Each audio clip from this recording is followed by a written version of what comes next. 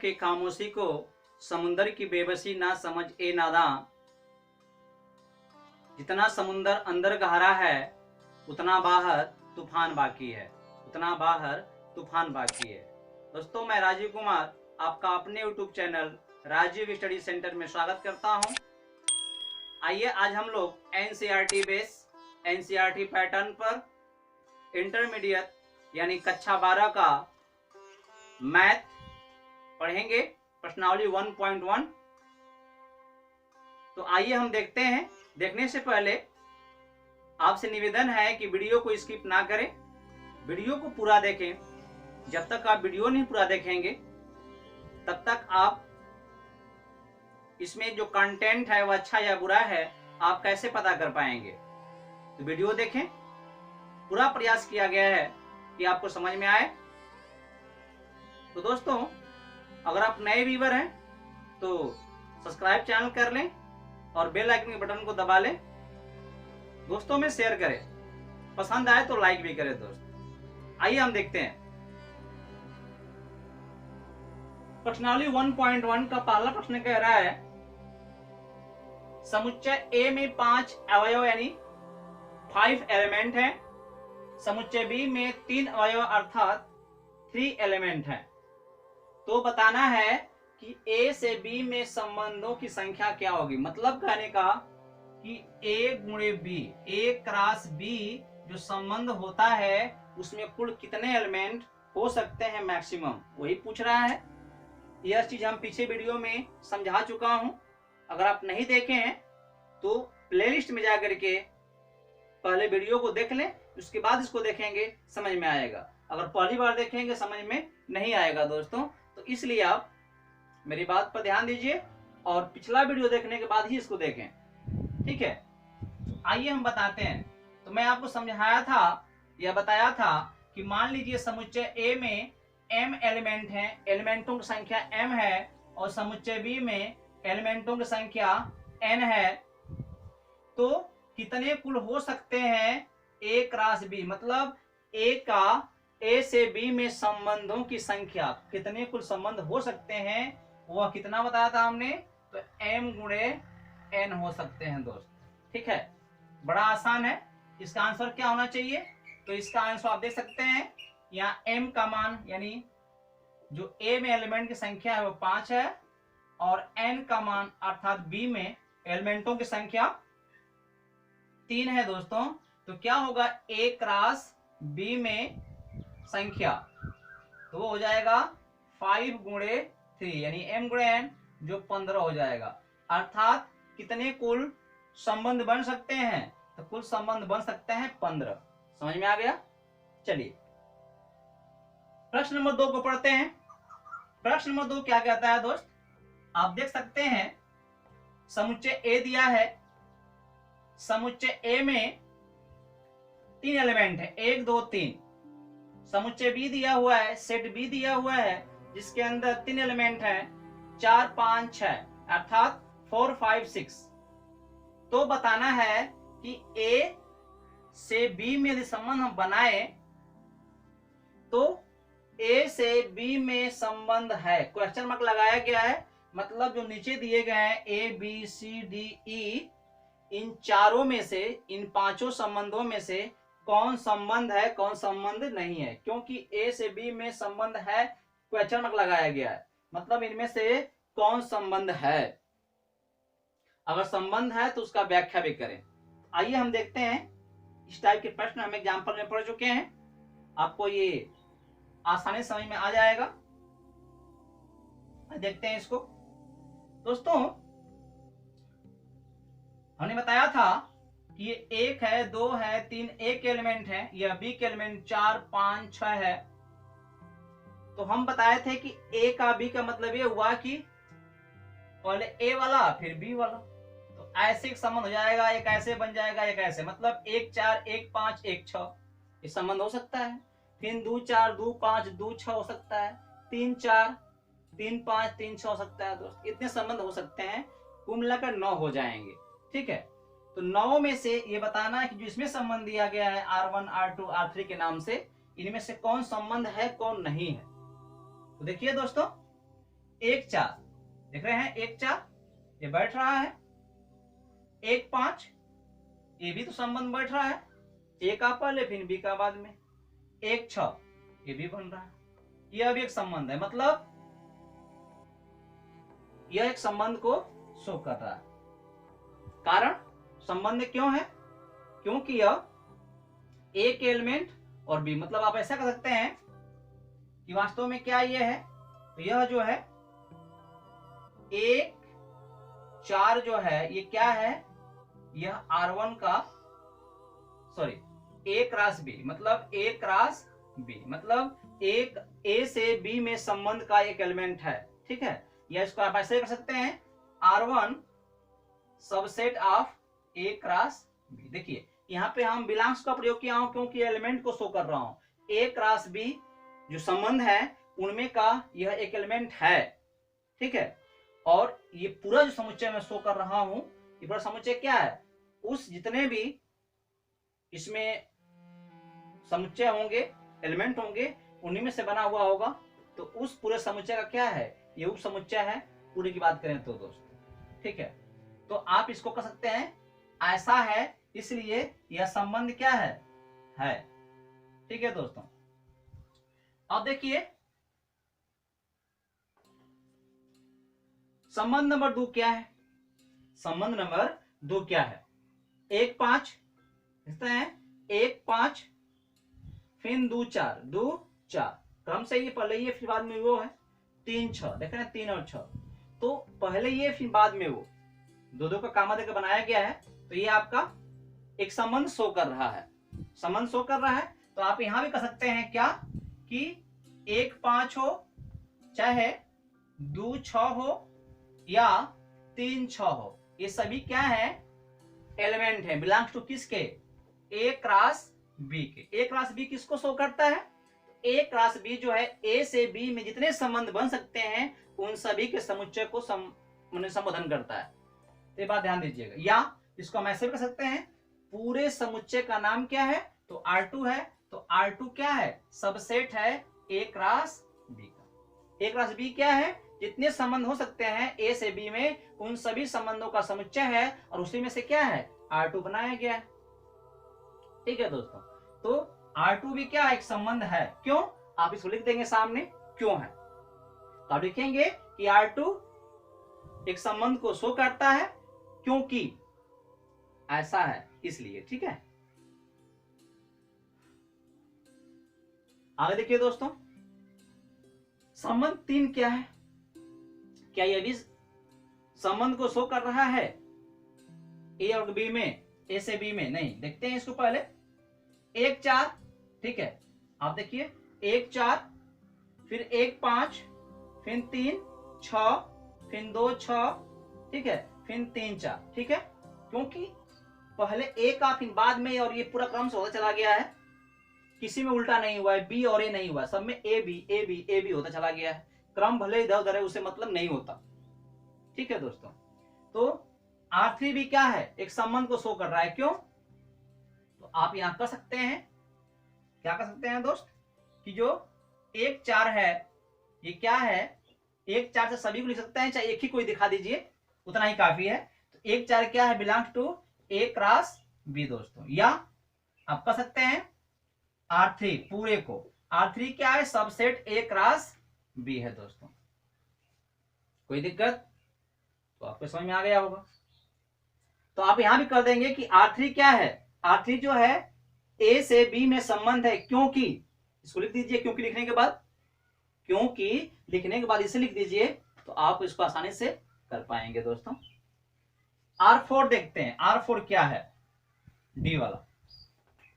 तो दोस्तों हम देख रहे हैं 4 2, 4 पहले 2 बाद में, फिर 6 2, 6 पहले 2 बाद में, फिर 5 1, फिर 4 1।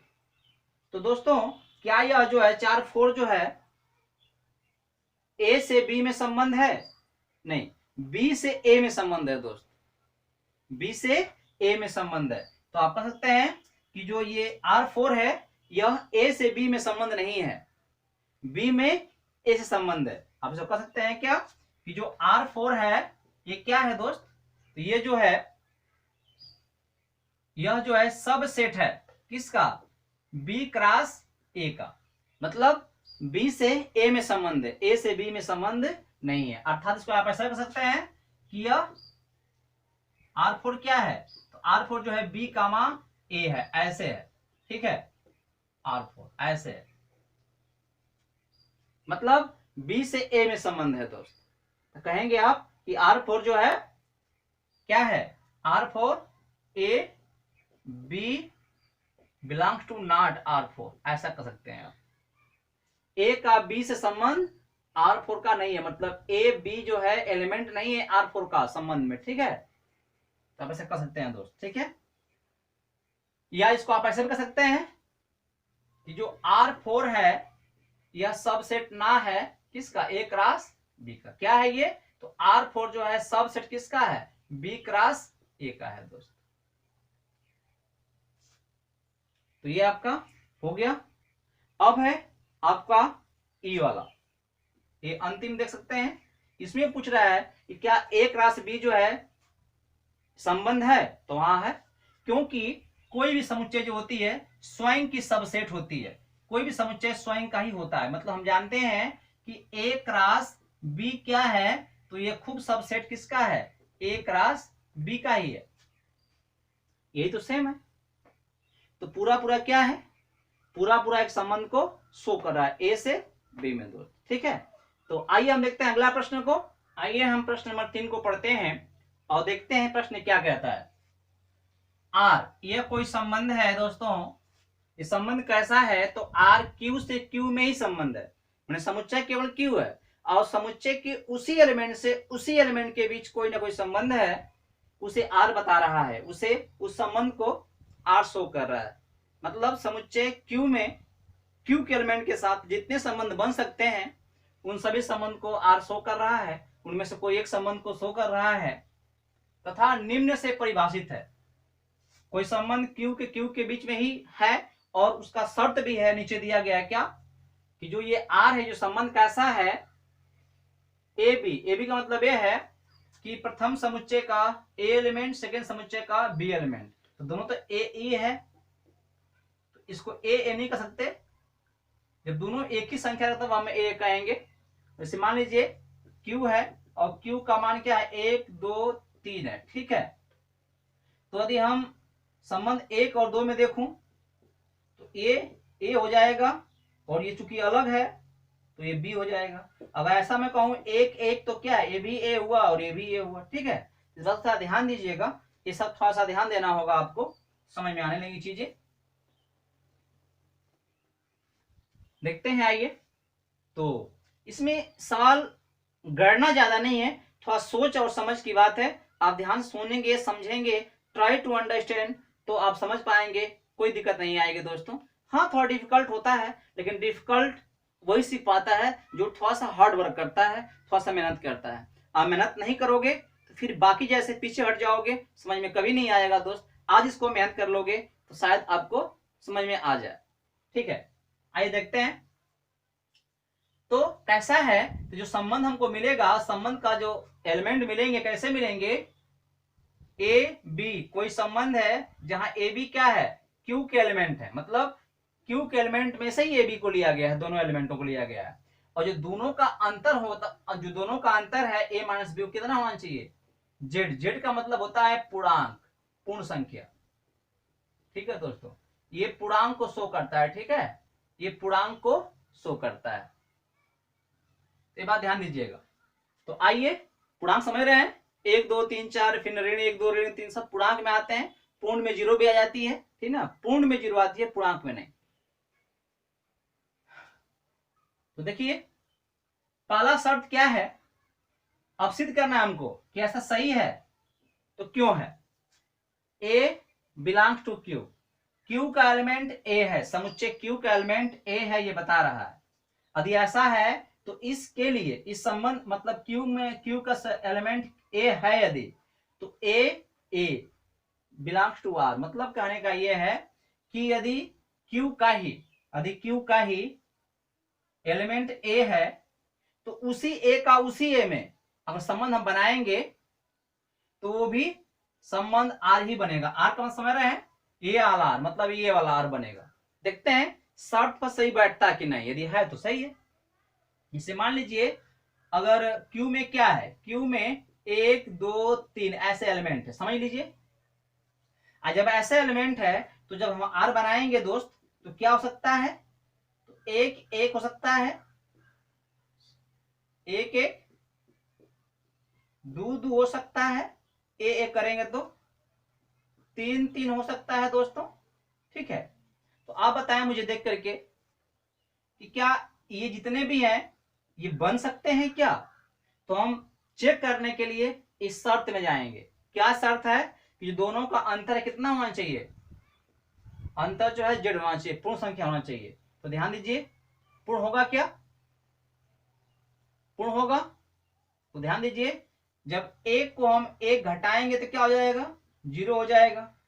ठीक है, और जब 2 को 2 से घटाएंगे तभी कितना हो जाएगा, 0 हो जाएगा दोस्त। 3 से 3 घटाएंगे कितना हो जाएगा, 0 हो जाएगा। 0 क्या पूर्ण संख्या होती है, तो हाँ पूर्ण संख्या होती है। तो आप कह सकते हैं कि 0 क्या होती है, 0 जेड होती है। ठीक है, तो ये 0 को हम पूर्ण संख्या में गिनती करते हैं। तो जो दोनों का अंतर है वो पूर्ण आना चाहिए, यही बता रहा है कि दोनों का अंतर पूर्ण आना चाहिए। तो हाँ पूर्ण आ रहा है, पूर्ण संख्या। अरे 0 क्या है, एक पूर्ण संख्या है। मतलब कहने का आप कहेंगे कि ए जो ए है वो क्या है, वह संबंध आर का अवयव है।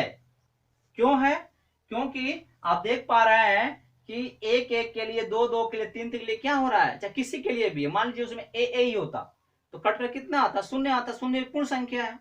ठीक है, तो इस शर्त को पूरा कर रहा है, इसलिए क्या होगा, पहला जो है ये जो कंडीशन है इसके लिए क्या है, ये सही है। ठीक है, ये प्रूफ होता है। आप दिखा सकते हैं यहाँ पे कि ए का मान ए बी का मान रखने पर क्या हो जाएगा, 0 हो जाएगा। और 0 क्या है, 0 एक पूर्ण संख्या है दोस्त। 0 क्या है, एक पूर्ण संख्या है, इसलिए इस शर्त को यह पूरा करता है, उस कंडीशन को पूरा करता है, इसलिए क्या है ये, यह एक संबंध दिया गया सही है दोस्त। ठीक है, इसको आप समझने का प्रयास करिएगा।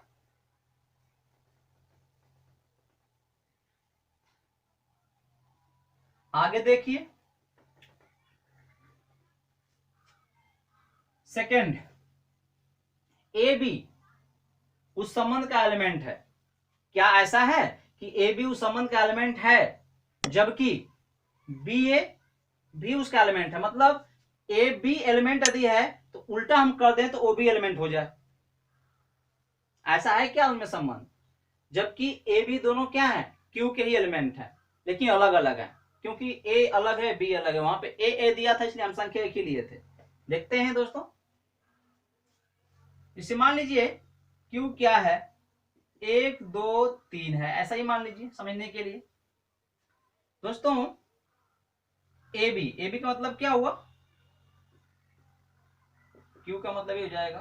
तो क्या होगा, 1 2, क्यू का क्यू में ही करना है तो 1 से 2 कर सकते हैं, फिर 1 से हम 3 भी कर सकते हैं, क्यों क्यू का क्यू में ही करना है, संबंध बनाना है।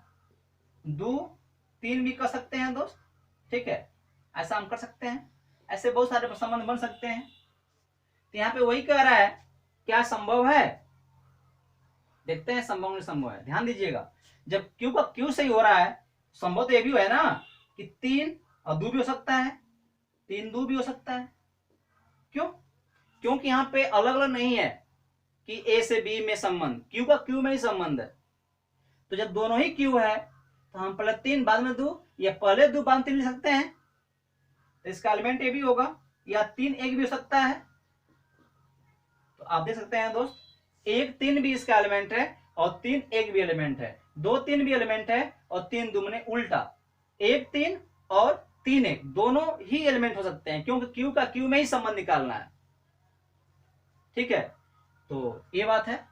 तो आप कह सकते हैं कि हाँ ए बी, तो आप यहां दिखा सकते हैं एग्जांपल के तौर पर, क्या करते देख सकते हैं आप कि जो ए है कामा बी है यह बिलोंग्स टू आर है। क्यों बिलोंग्स टू आर है, क्योंकि ये ए बी दोनों क्या है, दोनों ही क्यू के ही एलिमेंट है। ठीक है, और आपका बी कामा ए बी क्या होगा, ए बी आर होगा। क्यों? क्योंकि बी और ए बी क्या है, इस क्यू के ही एलिमेंट हैं दोस्तों। तो इसलिए दोनों संबंध क्या है, सही है। अर्थात यह संबंध क्या है, प्रूफ होता है कि सही है। ठीक है दोस्त, तो बात ध्यान में समझिए, ध्यान देने का समझिएगा, समझ में आ जाएगा।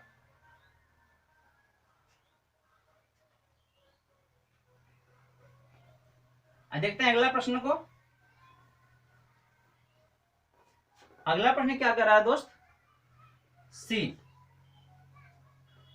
ए बी उस संबंध का एलिमेंट है, एक संबंध है, तथा बी सी भी संबंध है, तो ए सी भी संबंध होगा। जबकि ऐसा सिद्ध करना है हमको कि यदि ऐसा है तो ऐसा भी होगा, जहां पे ए बी सी क्या है, क्यू के ही एलिमेंट है लेकिन अलग अलग है। ए एक है तो बी दो है तो सी तीन, ऐसे करके अलग अलग है। ठीक है, देखते हैं दोस्त।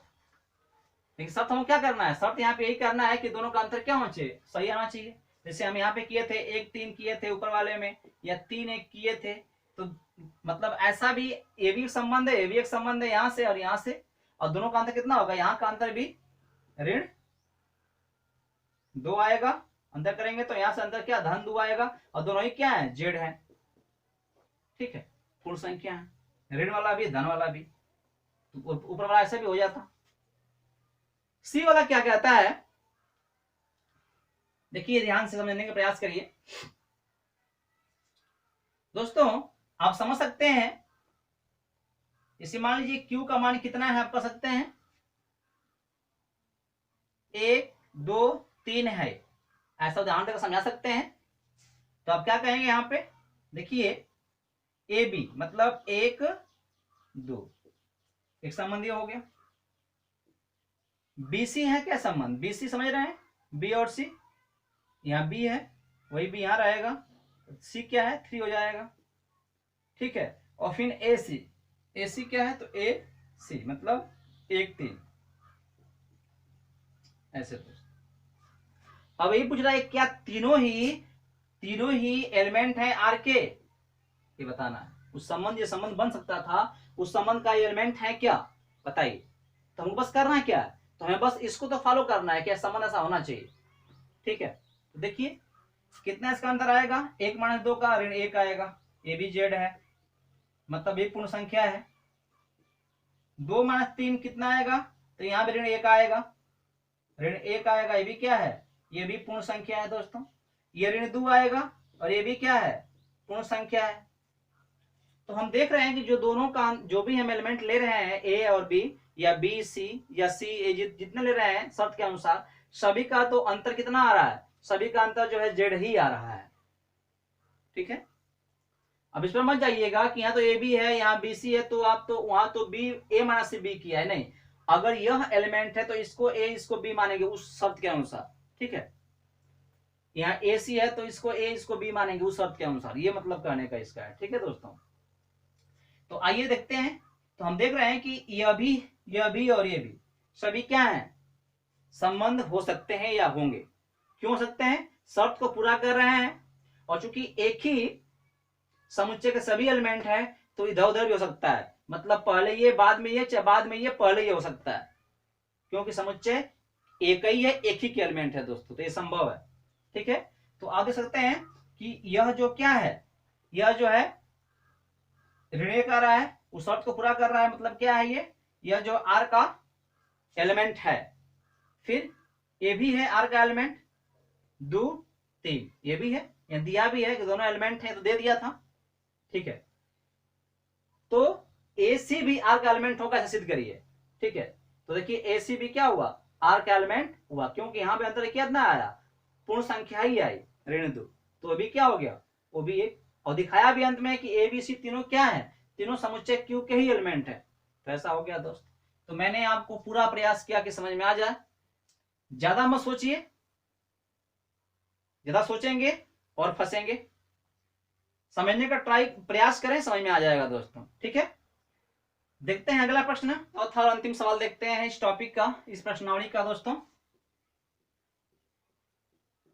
कहीं मत जाइए, समझने का प्रयास करें, जितना संभव है उतना मैं प्रयास कर रहा हूं। अब इससे अधिक संभव ही नहीं है। तो ये थोड़ा टॉपिक ही एक डिफिकल्टी में होती है, डिफिकल्टी में आती है, क्योंकि इसमें गणना फिक्स नहीं है, इसमें थोड़ा सा दिमाग को यूज करना पड़ता है, थोड़ा समझना पड़ता है।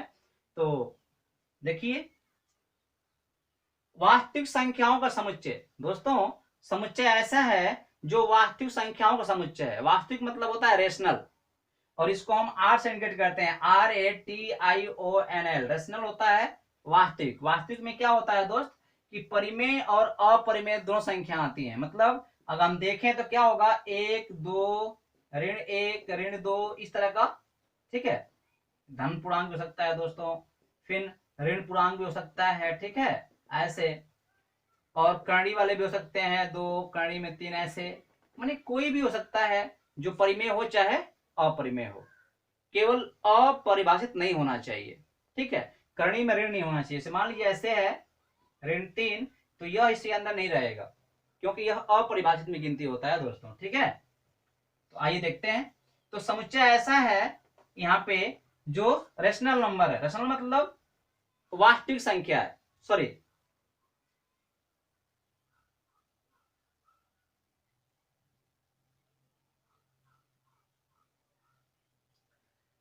आज देखते हैं इसको। दोस्तों, रेशनल कहते हैं परिमेय को, इरेशनल कहते हैं अपरिमेय को। माफ कीजिएगा, वास्तविक संख्या में दोनों ही होते हैं, रेशनल नंबर भी और इरेशनल नंबर भी, माने परिमेय भी और अपरिमेय भी। तो देखिए दोस्तों, ये वैसा ही समुच्चय है जो वास्तविक समुच्चय है, वास्तविक संख्याओं का समुच्चय। इसमें रेशनल भी है, इरेशनल भी है, परिमेय भी है, अपरिमेय भी है, जैसे हमने अभी लिखा था दोस्त। तो आपको बताना क्या है, इन सारे समुच्चयों से एक संबंध बनाया जा रहा है, समुच्चय के सारे एलिमेंटों से एक संबंध बनाया जा रहा है R1, और वह R1 इस प्रकार है कि आगे समझाया गया है, शर्त दिया गया है। शर्त क्या है, देखिए कि जो समुच्चय, जो हम संबंध बनाएंगे दोस्त, वह क्या होगा, जो संबंध हम बनाएंगे R, वह संबंध AB के बीच बनेगा, और इसमें क्या होगा कि 1 + AB, माने दोनों संख्याओं गुणनफल +1 करने पर क्या आना चाहिए, 0 से बड़ा आना चाहिए, मतलब धनात्मक आना चाहिए, ठीक है। A और B दोनों क्या होंगे, तो जो वास्तविक संख्या है ना, तो वास्तविक संख्या का ही जो समुच्चय है R, सभी समुच्चय वास्तविक संख्याओं का, उसी के एलिमेंट है। मतलब दोनों ही वास्तविक संख्याएं के ही एलिमेंट है। जैसे हम बात करूं कि यार हमारा क्या है, तो R हमारा है 1 2, फिर से ऋण 1 ऋण 2, फिर से कर्णी में 2 कर्णी में 3, यही हमारा क्या है, यही हमारा R है। तो हमारा A भी यहीं से है, और B भी क्या है, इसी में से है, ठीक है। मतलब कहने का ये है। तो देखिए, अब सिद्ध करना है हमें क्या, A वाला, कि A R है, मतलब जो समुच्चय हमारा वास्तविक संख्याओं का है उसी का एलिमेंट A है, के लिए A क्या होगा, इस संबंध का एलिमेंट होगा। मतलब A एक संबंध को दिखाएगा दिए गए शब्द के अनुसार। देखते हैं क्या होता है दोस्त।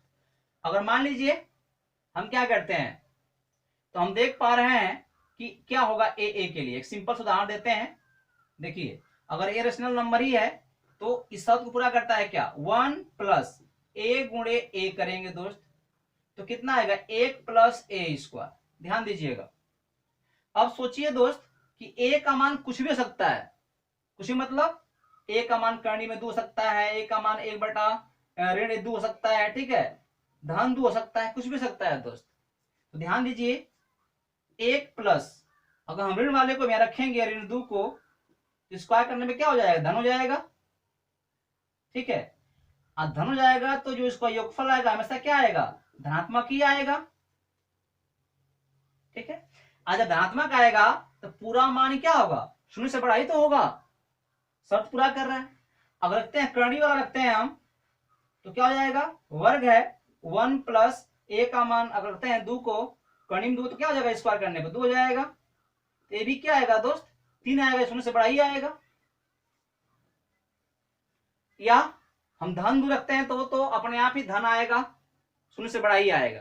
तो हम कह सकते हैं दोस्तों यहां से देख करके कि जो A है बी का मान भी ए है, मतलब एलिमेंट जो है दोनों ए ए ही है, तो यहाँ भी ए और यहाँ पर भी ए, गुणा करने पे ए इसका हो जाएगा, मतलब ऐसा बन जाएगा दोस्त। और जो हम एलिमेंट लिए हैं परिमेय संख्या, उसका मान कुछ भी हो सकता है, कुछ भी रखेंगे हम, तो इस पूरे का मान हमेशा क्या आएगा, धनात्मक ही आएगा, मतलब जीरो से बड़ा ही आएगा। थोड़ा सोचिए, जीरो से बड़ा आएगा, जीरो से बड़ा आएगा, तो फिर हमारा क्या है, ये सिद्ध होता है कि ये क्या है, यह जो है ए R1 का एलिमेंट है, मतलब उस संबंध का एक अवयव है दोस्त। ठीक है, तब इसे कर सकते हैं।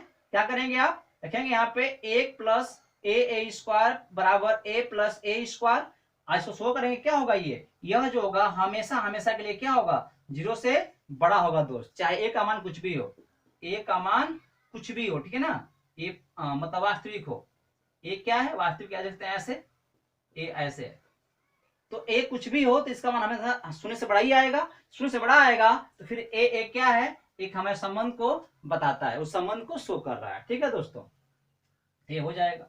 अब देखिए बी वाला कैसे करेंगे आप, देखिए बी वाला, तो ए बी R1 का संबंध है, ऐसा है, सिद्ध करिए आप। जबकि उसका उल्टा बी ए बी R1 का संबंध होगा यदि क्या है, ए बी रेशनल नंबर है, मतलब अलग अलग है, एक ही संख्या नहीं है।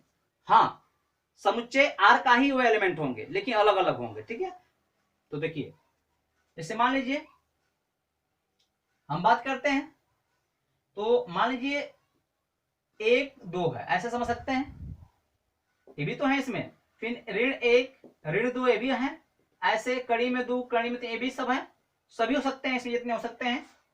तो ध्यान दीजिएगा ए बी, इसी पर लेते हैं उदाहरण हम, एक दो दोस्तों, ये तो हम मानते हैं संबंध को शो कर दिया, एक संबंध दिखा रहा है कि इसका दूना ये है।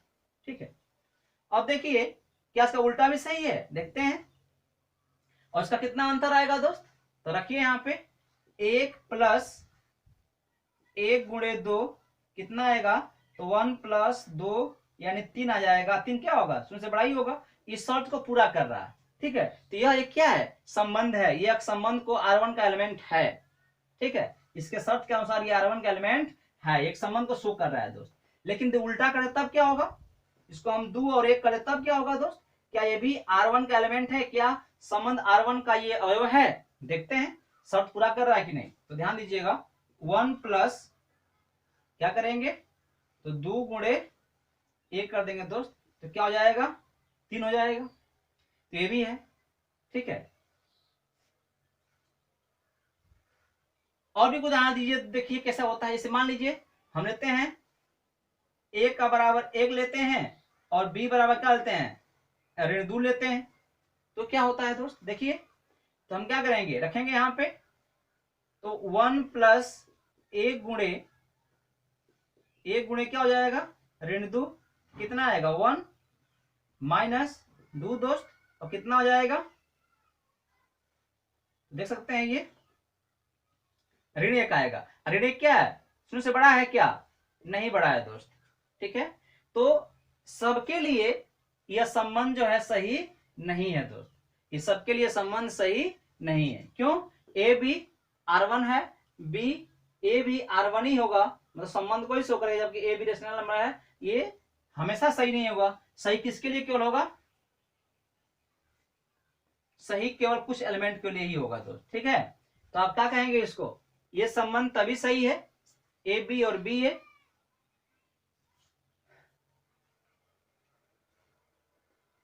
एक मिनट दोस्तों, जैसे हमने क्या लिया था, हमने ए का मान एक लिया था और बी का मान ऋण दो लिया था। ठीक है, तो क्या हो जाएगा हमारा यहां संबंध एक ऋण दो। ठीक है,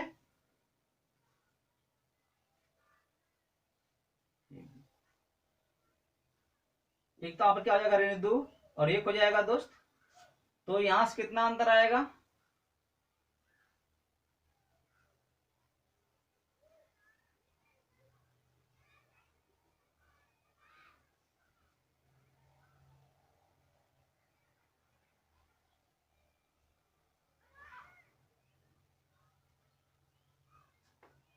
एक यहाँ ऋण में आ जाएगा, तो फिर से आपका इतना हो जाएगा।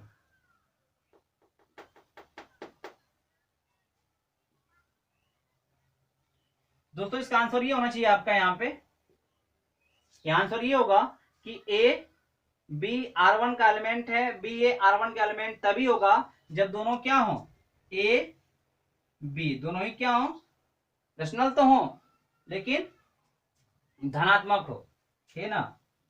ये क्या है, रेशनल है लेकिन क्या है, धनात्मक, धनात्मक होगा,